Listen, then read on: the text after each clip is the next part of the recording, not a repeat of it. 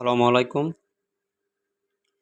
চলুন আজকে I want two এর ব্যবহার আমরা শিখে নেই। বাংলায় আমরা অনেক সময় অনেক কিছু করতে চাই বা আমি কিছু একটা চাই।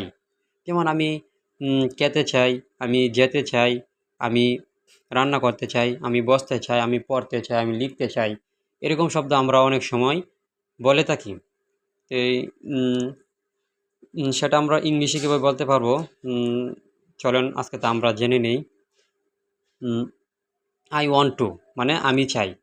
আই ওয়ান্ট টুর পরে সবসময় ভার্বের বি ওয়ান ব্যবহৃত হবে বা ভার্বের ফ্রেদ অ্যান্ড ফ্রম যেটা আছে সেটাই ব্যবহৃত হবে, মনে রাখতে হবে। যেমন উম, আমি আমি বসতে আমি আমি যেতে চাই, আই ওয়ান্ট টু গো। আমি আসতে চাই, আই ওয়ান্ট টু কাম। আমি খেতে চাই, আই ওয়ান্ট টু ইট। আমি রান্না করতে চাই, আই ওয়ান্ট টু ডো।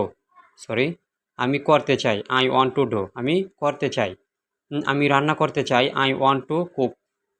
আমি সাহায্য করতে চাই, আই ওয়ান্ট টু হেল্প। আমি বসতে চাই, আই ওয়ান্ট টু সিট।